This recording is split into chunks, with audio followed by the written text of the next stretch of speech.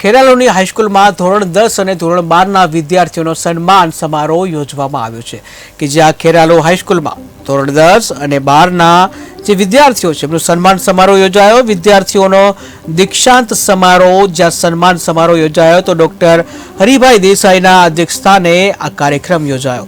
કાર્યક્રમમાં મોટી સંખ્યામાં વિદ્યાર્થીઓ પણ હાજર રહ્યા।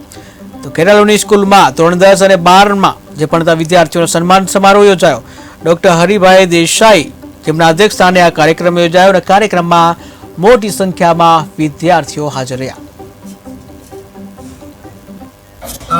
ખેરાલુ મ્યુનિસિપલ હાઈસ્કૂલ મારી સ્કૂલ છે અને જ્યાં હું ભણ્યો છું, તોફાન મસ્તી કરી છે, એટલે એના આ દીક્ષાંત સમારોહમાં મને નિમંત્ર્યો એના માટે હું ખૂબ ખૂબ આભારી છું અને વિદ્યાર્થીઓને શુભકામના આપું છું।